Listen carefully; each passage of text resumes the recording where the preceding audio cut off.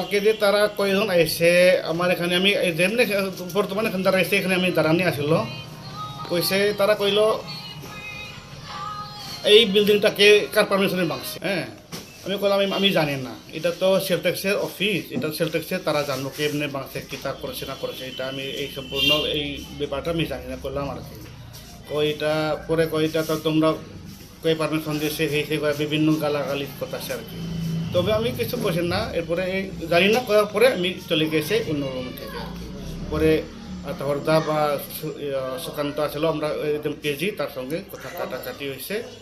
আর কয়েকজন আইসে তারা দা লইয়া তারা মানে কাজে থেকে মনে হয় এসে আর কি মারা দূর করা লাগিয়েছে না, কাজে থেকে এসে আমরা মানে অফিস চলাকালীন অবস্থায় দা নিয়ে আইছে। দা নিয়ে এসে তারা তা কতজন আসলো তারা?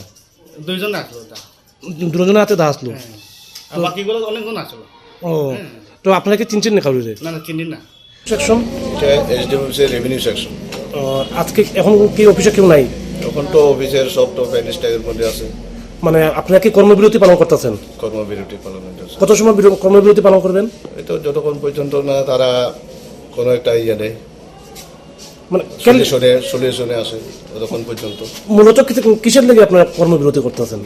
মূলত হইল তারা যে কোনো দুষ্কৃতকারী তারা অফিসের মধ্যে হামলা যে করছিল ওদের হিটে, ওই কারণে এটা কর্মবিরতি নেওয়া হয়েছে। কারণ আমরা তো কোনো সুরক্ষিত না।